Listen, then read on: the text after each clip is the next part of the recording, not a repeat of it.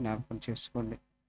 తండ్రి, మరి నిలబడి చెబుతున్న నాకును ముఖ్య వాక్యోపదేశకులకు చక్కటి జ్ఞానమును దయచేయమని యేసుక్రీస్తు నామమున ప్రార్థన అడుగుచున్నాము తండ్రి. ఆమేన్. వాక్య భాగంలోకి మనం వెళదాం. మరి ఒకసారి మనం బైబిల్ని చూసినట్లయితే ఆది కాండము 1వ అధ్యాయము 26వ వచనాన్ని దేవుడు కలిగించేటప్పుడు మాటలాడిన మాట. దేవుడు దేవుడు అంటున్నాడు, మన స్వరూపమందు మన పోలిక చొప్పున నరులను చేయుదము. అంటే దేవుడు మనిషిని నాము దేవుని స్వరూపము దేవుని పోలిక అంటే ఏమనుకున్నారంటే, మనకు వలె దేవుడికి దేహం ఉంది, మనకు వలె మానవ శరీరము దేవుడికి ఉంది, ఇదే దేవుని పోలిక, ఇదే దేవుని స్వరూపం అని చాలా మంది అనుకున్నారు ఈ మాటలను చూసి. ఈవెన్ క్రైస్తవులు కూడా చాలా మంది అలా అనుకుని ఉండవచ్చు. కానీ దేవుడిక్కడ మన స్వరూపము మన పోలిక నరులకు ఇద్దాం, నరులకు ఇచ్చి నరులను కనాలని దేవుడు అనుకున్నది మనకున్న పోలికలు కాదు. అనగా మన మానవ దేహము, మనకిచ్చిన ఈ దేహము దేవుడికి లేదండి. దేవుడు ఆత్మ. మరి ఆత్మకున్న పోలికలు మనకెలా ఇచ్చాడు, మనకేమొచ్చాయి అంటే, ఆత్మకు దేవుడిచ్చిన పోలిక ఏమండి, ఆత్మకున్న స్వరూపము, ఆత్మకున్న పోలిక మనుషులమైన మానవ దేహాన్ని ధరించుకొని పుట్టిన మనకి దేవుడిచ్చిన పోలికలేంటి? ఏమండి, దేవుడు మనకిచ్చిన పోలికలేంటి అంటే, దేవుడికున్న పోలికలు మనిషికి లేవని అంటున్నాం కదా. ఏంటి ఆ పోలిక, ఏమిటి ఆ స్వరూపము అంటే, మనం ధరించుకున్న దేహం గురించి కాదండి ఆయన చెప్పింది. ఎఫెసీయులకు రాసిన పత్రిక 4వ అధ్యాయము 24వ వచనాన్ని ఒకసారి మనం చూద్దాం. ఎఫెసీయులకు రాసిన పత్రిక 4వ అధ్యాయం 24వ వచనాన్ని ఒకసారి మనం చూడగలిగితే, నీతియు యథార్థమైన భక్తియు గలవారై దేవుని పోలికగా సృజింపబడిన నవీన స్వభావము ధరించుకొనవలెను అన్నాడు. ఇక్కడ ఒక మంచి పదాన్ని వాడాడు, నీతియు. మరోసారన్నా, నీతియు యథార్థమైన భక్తి గలవారై అని మాట్లాడుతూ దేవుని పోలికగా సృజింపబడిన నవీన స్వభావమును ధరించుకొనవలెను అన్నాడు. దేవుని పోలిక అంటే ఏంటో తెలుసా?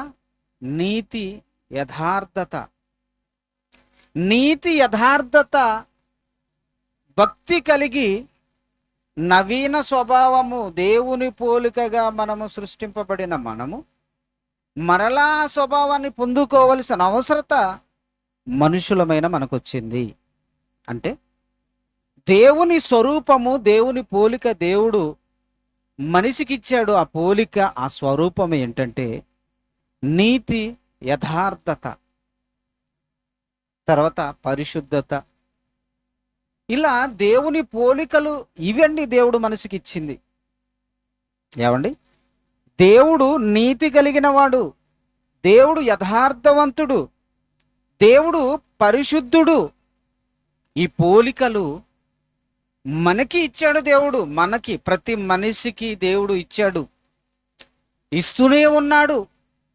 ఈరోజు భూమి మీద పుట్టుకొస్తున్న ప్రతి మనిషి ఏమండి, యథార్థవంతుడుగా దేవుడు మనిషిని పుట్టిస్తున్నాడు.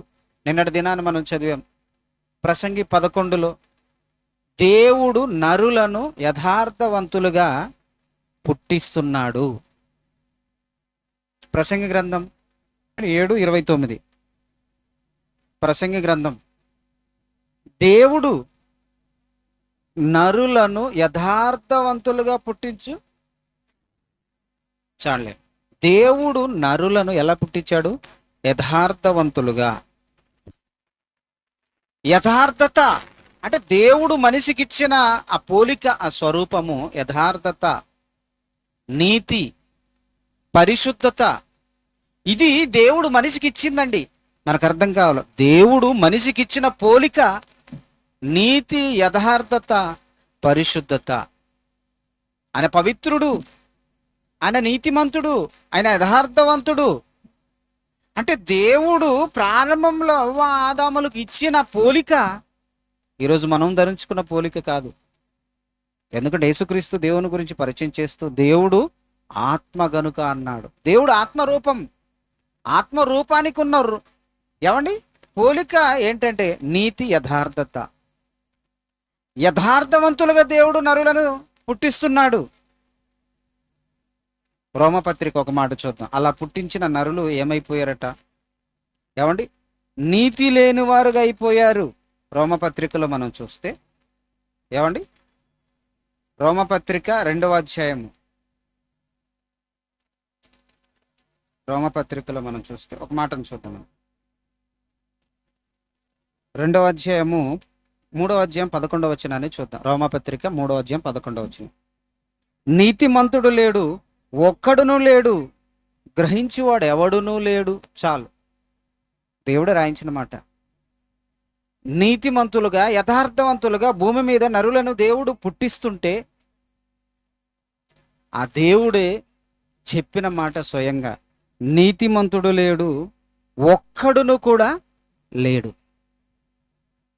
గ్రహించువారు ఒక్కరునూ లేరు, అందరూ త్రోవ తప్పి ఏకముగా పనికి మాలిన వారయ్యారట. ఏమండి దేవుడు ఎంత బాధపడాలండి? మనిషి పాడైపోయాడండి.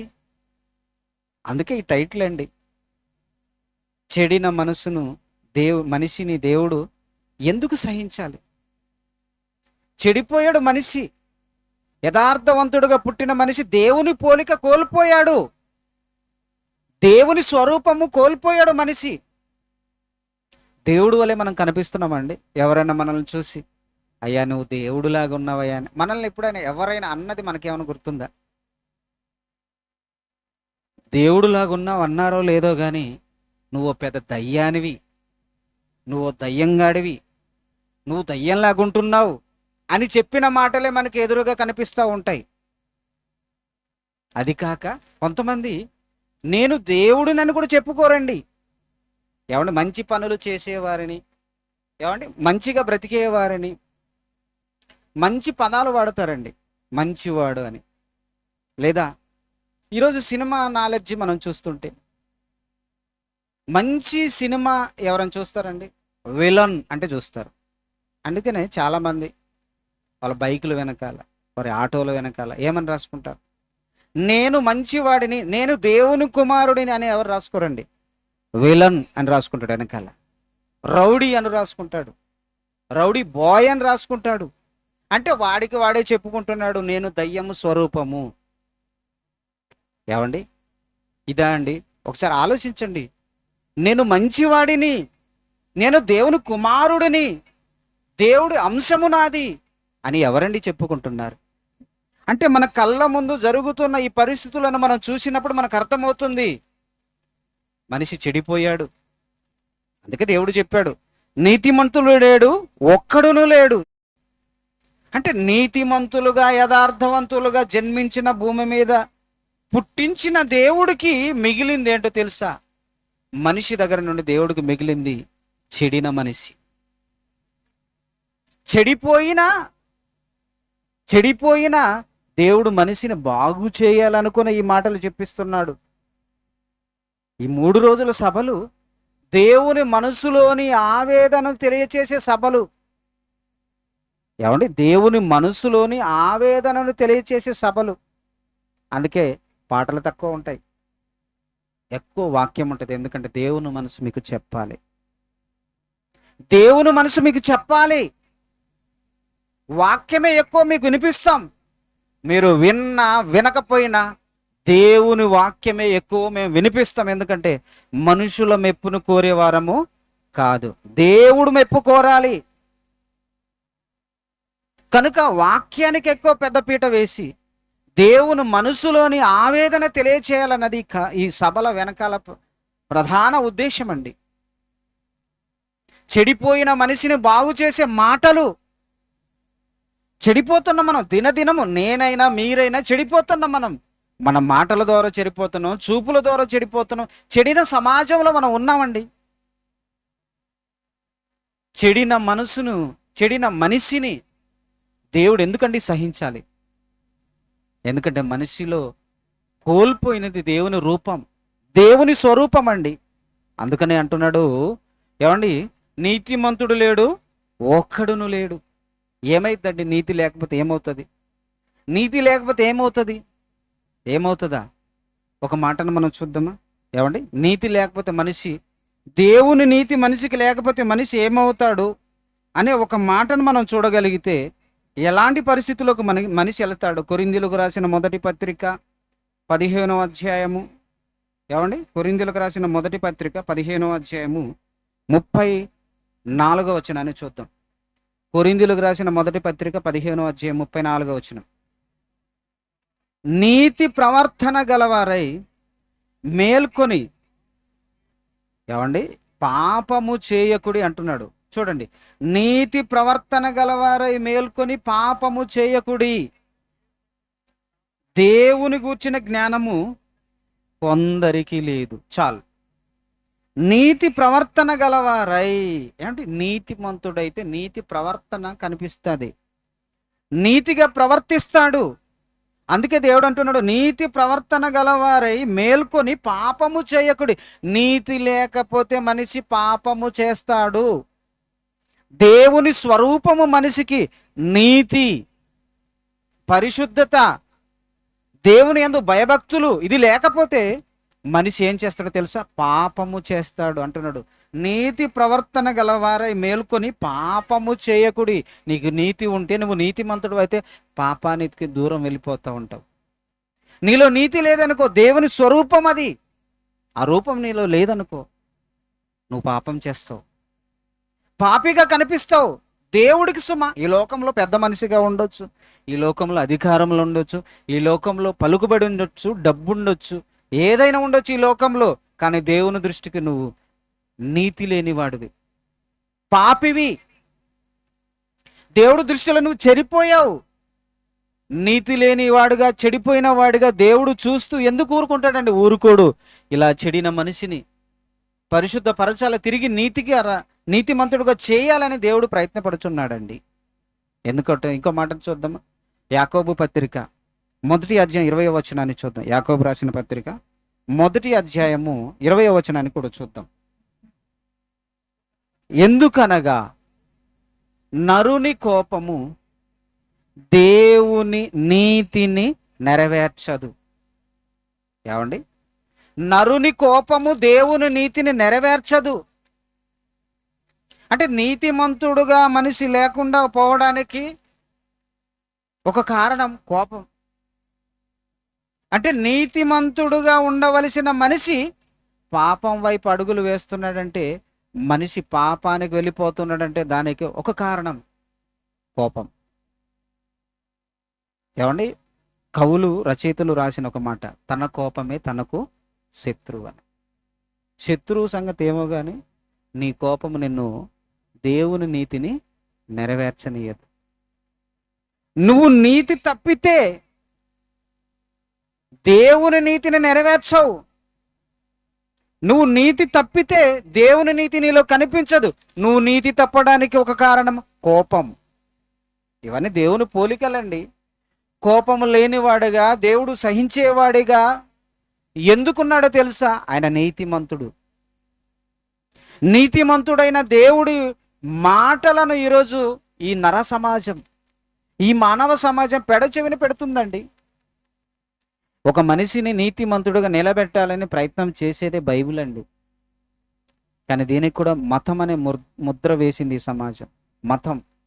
ఏమంటే నీతిగా బ్రతకండి, పరిశుద్ధంగా బ్రతకండి, దేవుని పిల్లలు మీరు, దేవుని అంశం మీది, దేవుడు చెప్పిన విధంగా, మరీ ముఖ్యంగా ఆయన కుమారుడైన యేసుక్రీస్తు వారు భూమి మీదకి వచ్చి జీవించిన ఈ జీవితాన్ని ఒక్కసారి మీరు పరిశీలన చేస్తే నీతి అనేది కనిపిస్తుంది. కాబట్టి ఆ యేసుక్రీస్తు పాఠాలు ఈ సమాజానికి తెలియచెప్పాలి అని బోధకులమైన మనము కానీ, క్రైస్తవులైన వారు, మనమందరము యేసుక్రీస్తు గురించి చెబుతుంటే మతమని ముద్ర వేశారండి. ప్రియమైన దేవుని పిల్లలను ఆలోచించండి. అంటే దేవుని నీతి సమాజానికి వద్దా? అందుకే మనిషి చెడిపోతున్నాడు.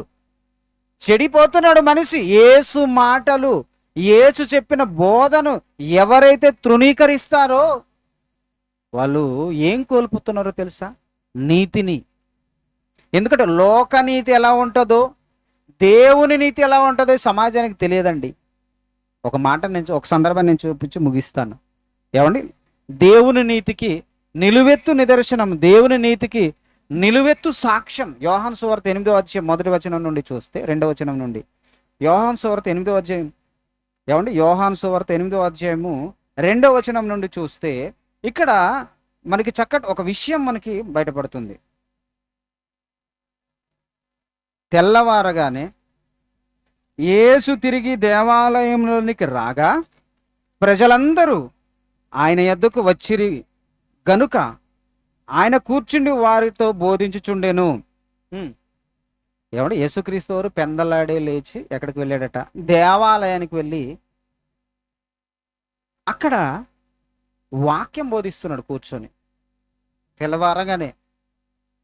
3వ వచనం, అప్పుడు శాస్త్రులు పరిసయ్యులు వ్యభిచారమందు పట్టబడిన ఒక స్త్రీని తోడుకొని వచ్చి ఆమెను మధ్య నిలవబెట్టి, బోధకుడా, ఈ స్త్రీ వ్యభిచారము చేయుచుండగా పట్టబడెను, అట్టి వారిని రాళ్ళు రువి చంపవలెనని ధర్మశాస్త్రములో మోసే మాకు ఆజ్ఞాపించెను కదా, అయినను నీవేమి చెప్పుచున్నావు అని ఆయనను అడిగిరి. చాలు, ఇక్కడ ఆగుదాం. యేసుక్రీస్తు వారు తన మానాన తను దేవాలయంలో కూర్చొని బోధిస్తూ ఉంటే, ఆ రోజున్న బోధక గణంగం, ఆ రోజు పెద్దలుగా పిలువబడుతున్న వారు ధర్మశాస్త్ర ఉపదేశకులు, శాస్త్రులు, పెద్దలందరూ కూడి వచ్చి, ఈ పెద్దలందరూ ఏం చేశారంటే వ్యభిచారము చేయుచుండగా రెడ్ హ్యాండెడ్గా పట్టుకున్న ఒక స్త్రీని పట్టుకొని వచ్చి, బోధకుడా, ఈ స్త్రీ వ్యభిచారము చేయుచుండగా మేము రెడ్ హ్యాండెడ్గా పట్టుకున్నాం. ఏమండి, వ్యభిచారము చేయుచుండగా మేము రెడ్ హ్యాండెడ్గా పట్టుకున్నాం అని యేసుక్రీస్తు యొద్దకు దేవాలయానికి తీసుకొచ్చారండి. ఆయన మానాన ఆయన వాక్యం ప్రకటిస్తుంటే ఆయన యొద్దకు తీసుకొచ్చి ఆయనను అడిగారు ప్రశ్న. ఇది లోకనీతి అండి. ఏమంటే వ్యభిచారం ఒక స్త్రీనే చేస్తుందా? వ్యభిచారం చేయడం అంటేనే స్త్రీ పురుషులు ఇద్దరు కలిసి చేసే తప్పది, పాపం అది. మరి పురుషుడేడి? పురుషుని విడిచిపెట్టారు, ఎవరిని తీసుకొచ్చారు? స్త్రీని. అంటే నేరము చేసేటప్పుడు తప్పించుకొని పారిపోయి ఉండొచ్చు అతను పురుషుడు. దొరికిన ఈ స్త్రీని పట్టుకొని వచ్చాడు. వచ్చి యేసుక్రీస్తు యొద్దకు వచ్చి మరి అడుగుతున్నారు. ఏమండి, ఏం నీతి అండి ఇది? మీరు ఆలోచించండి. వ్యభిచారం చేస్తున్నప్పుడు ఇద్దరిని పట్టుకోవాలి కదా, తప్పించుకొని పారిపోయినప్పుడు అయ్యో ఆయన దొరకలేదు కదా, ఈవిడని ఒక స్త్రీని ఎందుకండి మనం ఇబ్బంది పెట్టాలి అని ఆవిడని కూడా విడిచిపెట్టచ్చు కదండి. విడిచిపెట్టలే. ఎందుకంటే లోకనీతి ఎలాంటిదో తెలుసు. ఎవడు దొరుకుతాడా నక్కి నక్కి చూస్తూ ఉంటారు, నక్కి నక్కి మాటు వేసి చూస్తూ ఉంటారు. ఇది లోకనీతి. మనకు అర్థం కావాలి. దేవుని నీతికి లోకనీతికి వ్యత్యాసం తెలియాలి. ఇది దేవుని స్వరూపం, దేవుని రూపం, నీతిగా బ్రతకడం. అదే లోకనీతి అయితే మేము నీతిమంతులమండి, మేమేం తప్పు చేసామండి అంటారు. ఏం తప్పు చేశారో ఇక్కడ పెద్దలను మనం ఆలోచిస్తే, వ్యభిచారమందు పట్టబడిన అన్నారు. అంటే వ్యభిచారం అంటే పురుషుడితో కలిసి చేయాలి. మరి పురుషుని వదిలేసి స్త్రీని ఒకదాన్ని ఎందుకు తీసుకుని వచ్చారు? అది లోకనీతి. పోని తీసుకొచ్చారు, మరలా దేవాలయంలోనికి తీసుకొచ్చి యేసుక్రీస్తు వారిని అడుగుతున్నారు. ఏమండి, మరలా వీళ్ళే చట్టం చెప్తున్నారు. ఆ రోజున చట్టం.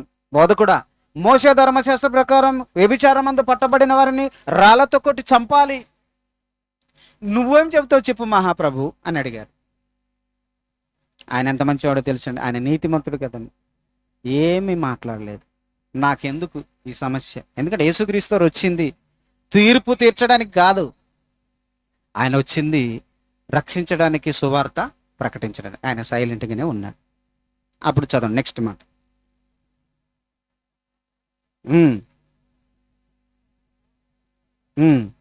7వ వచనం. వారాయనను పట్టు వదలక అడుగుచుండగా, ఏమండి, ఆయనను అడిగారు, ఆయన దాన్ని పట్టించుకోలేదు. అయినా ఏం చేస్తున్నారు? పట్టు వదలక అడుగుచున్నారు. ఏ నీతి అండి, లోకనీతి. పట్టు వదలకుండా అడుగుతున్నారు. ఎందుకో తెలుసా? వాళ్ళ ఉద్దేశం, వాళ్ళ దురుద్దేశం ఏంటో తెలుసా? ఆ స్త్రీని చంపడము కాదు, ఈయనను కూడా ఆ పాపములో, ఈయనను కూడా ఆ చట్టంలో ఇరికిచ్చి ఈయనను చంపాలి. ఎందుకంటే ఆవిడని ఒక్కడనే చంపడం కాదు, మోషే ధర్మశాస్త్రం ఒకటి ఉంది, చట్టం. ఆ చట్ట ప్రకారం ఈయన నేరస్తుడుగా నిర్ధారించి, ఇదిగో ఈయనను కూడా చంపాలి. ఏమండి, ఇంత కరుడు కట్టిన తీవ్రవాదుల్లాగా వీళ్ళు ఆలోచిస్తున్నారు చూడండి. ఏమండి, ఈరోజు చూడండి, ఏదైనా మాట్లాడితే చాలండి. ఏదైనా నేడున్న పరిస్థితుల్లో మనం ఏదైనా నోరు విప్పి పొరపాటున ఏదైనా మాట్లాడాం అనుకోండి, దేశద్రోహి అని ముద్ర వేస్తారు. తెలుసో లేదా మీకు? పొరపాటున ఆ రోజు యేసుక్రీస్తు మీద వేసింది ఇదేనండి. ఈయన కైసరుకు వ్యతిరేకంగా ప్రవర్తిస్తున్నాడు. ఒక దేశద్రోహిని సిలువ వేసినట్టు వేశారు ఆయన్ని. అంటే ప్రారంభము నుండి యేసుక్రీస్తు వారిని వాళ్ళు విరికిచ్చి మోసే చట్ట ప్రకారమైన సిలువలో చంపాలన్నది ప్లాన్ వాళ్ళది. ఏమంటే ఇంత ఆలోచించి యేసుక్రీస్తును ఇరికించాలనుకున్న వీరు, నేను అడుగుతాను, మరి ఆ పురుషుణ్ణి ఎందుకు వదిలేశారు? వ్యభిచారమందు పట్టబడిన స్త్రీని తీసుకుని వచ్చారు కదా, పురుషుణ్ణి ఎందుకు వదిలేశారు? అక్కడే మనకు అర్థం కావాలి. తీసుకొచ్చిన వాళ్ళు ఎవరో ఒక పురుషుడు అయి ఉండొచ్చు, ముదురులు కదండి. అంటే లోక చట్టాలను వాడుకొని, ఆ రోజున చట్టాన్ని వాడుకొని ఇలా చేస్తారు. కానీ దేవుడు తన నీతిని ఏమాత్రము విస్మరించక తన కుమారుడైన యేసుక్రీస్తు వారు చూపిన నీతి ఏంటో తెలుసా? తర్వాత చదవండి. పట్టు వదలక ఆయన అడుగుతుంటే ఆయన చెప్పిన తీర్పు చూడండి ఎలా ఉందో. ఆయన చెప్పాడు, ఇలా పట్టు వదలక అడుగుతుంటే నువ్వేం చెప్తావు చెప్పు మహాప్రభు, నువ్వు బోధకుడుగా ఉన్నావు, దేవుని కుమారుడిని అంటున్నావు, అనేక మందికి స్వస్థతలు చేశావు, రోగులను బాగు చేశావు, ఈ సమాజంలో ఎంతమంది నిన్ను వెంబడిస్తున్నారు, లోకమంతా ఆయన వెంట వెళ్ళింది. ఆ రోజు యేసుక్రీస్తు వెంట లోకమంతా వెళ్ళిపోతుంది. కాబట్టి ఇంతగా ఫాలోయింగ్ ఉంది, నువ్వేం చెప్తావు అని పట్టు వదలకు అడిగితే ఆయన చెప్పిన మాట ఏంటో తెలుసా?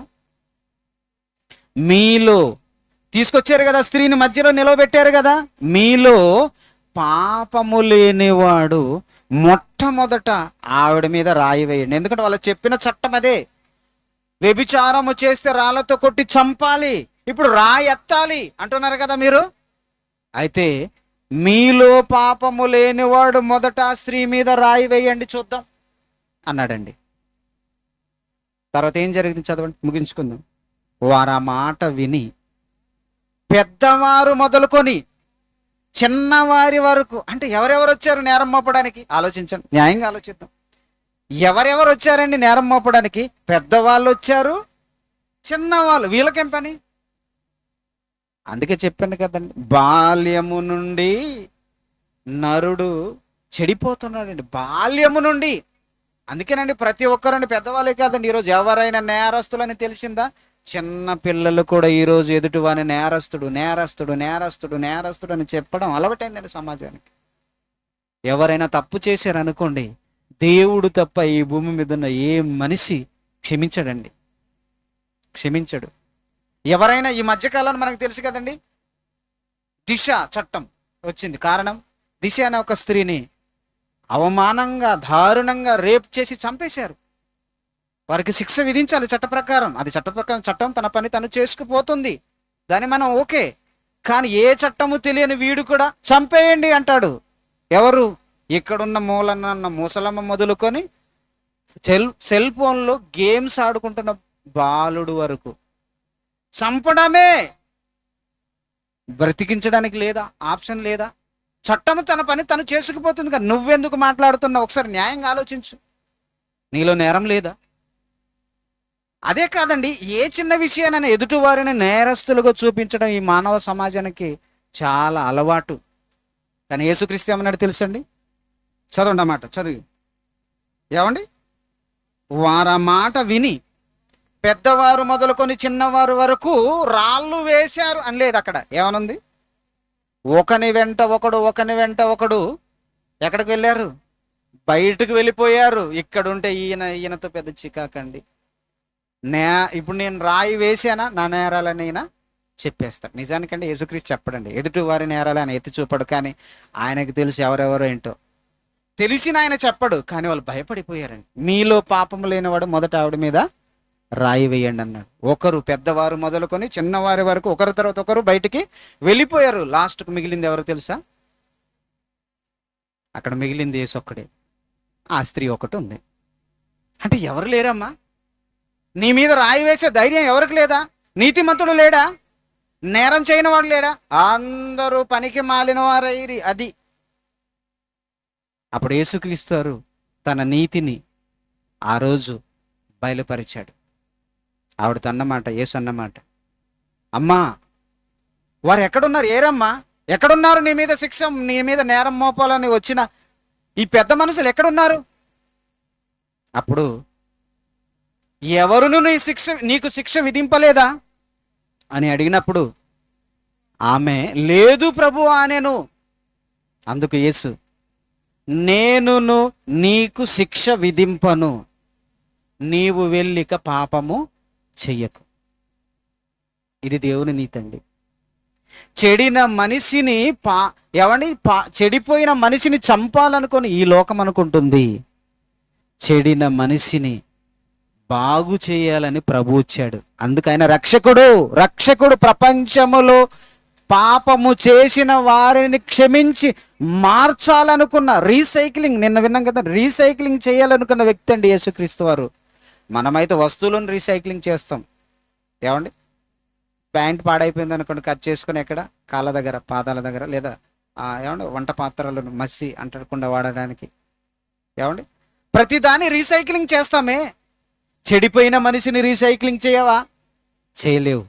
దేవుని మాటలే చేయగలవు. యేసుక్రీస్తు చేశాడు. అమ్మా ఎవరును నీకు శిక్ష విధింపలేదా? పవిత్రుడినైనా పరిశుద్ధుడైనా నేనైనా శిక్ష విధించవచ్చు, కానీ నేను విధించనమ్మా. నేను వచ్చింది రక్షకుని రక్షించడానికి వచ్చాను. నీవిక పాపము చెయ్యకు. ఇది తెలియక ఒక ఆయన అంటాడు, పాపము చేసిన ఆమెను క్షమించడం ఏంటంటే పాపాన్ని ఎంకరేజ్ చేస్తున్నాడు యేసుక్రీస్తు అంటున్నాడు. ఏమండి, బైబిల్ మీద నేరాలు మోపాలని అనుకున్న ప్రతి ఒక్కరికి ఏం జరుగుతుందో తెలుసా? బురదలో రాయి వేస్తే తిరిగి నీ మీద ముఖం మీదే పడుతుంది అన్నట్టు. బైబిల్ జోలికి వచ్చి యేసుక్రీస్తు వారండి ఆమెను క్షమించాడంటే ఆమెను ఎంకరేజ్ చేశాడండి ఇంకా వ్యభిచారం చేయమని అని మాట్లాడేవారికి ఆయన అక్కడికి ఉంది కదా ఒక మాట, అమ్మా నీవిక కంటిన్యూ చేయమన్నాడా, పాపం చేయకన్నాడా? ఒక మనిషి మీద నేరారోపణ చేసేటప్పుడు 100 సార్లు ఆలోచించాలి. అందులో ప్రభు అయిన యేసుక్రీస్తు వారు బైబిల్లో తప్పులు ఉన్నాయి అని ఆలోచించేవాడు 100 సార్లు ఆలోచించాలి. ఎందుకంటే ఆయన నీతిమంతుడు. ఆయన నీలాగా ఆలోచించాడు. ఇక్కడ తప్పు ఉంది, అక్కడ తప్పు ఉంది అని చెప్పాడు. తప్పు చేసిన వాడిని కూడా కప్పిపెట్టి పవిత్రుడిగా మార్చడానికి వచ్చిన వాడే యేసుక్రీస్తు వారు. అందుకే ఆయన రాకడ భూమి మీద జరిగింది. ఆయన భూమి మీద అందుకే పుట్టాడు. చెడిపోయిన మానవ సమాజాన్ని రీసైక్లింగ్ చేయడానికి వచ్చాడండి. అందుకే ఆయన శిలువలో మరణించాడు. ఆయన రక్తం ద్వారా మనల్ని పవిత్రులుగా చేస్తున్నాడు. ఆయన మాటల ద్వారా సమాజాన్ని మారుస్తున్నాడు. ఏమంటే మనం అందరం ఈరోజు బాప్టిజం తీసుకున్న వారందరూ మారి ఈ గ్రౌండ్లో మనం కూర్చున్నామంటే యేసుక్రీస్తు వారు ఏమన్నా మనకి ఏమంటే కనిపించి అమ్మా నువ్వు నమ్మమ్మా నీకు ఇది బాగు చేస్తే ఏం చెప్పలేదండి. వాక్యం, ఆయన మాట మనల్ని ఏం చేసిందో తెలుసా? ఆయన మాట మనల్ని మార్చిందండి. అది కనిపించదు, మాటే మనిషిని మారుస్తుంది. ఆ మాట ఈ బైబిల్లో ఉంది. మరెన్నో మాటలు దైవజనుల ద్వారా మనం విందాం. చెడిన మనిషిని దేవుడు ఎందుకు సహించాలండి? మార్చడానికి. అర్థం చేసుకోవాలి, మనిషిని మార్చడానికి. ప్రార్థన చేసుకుందాం.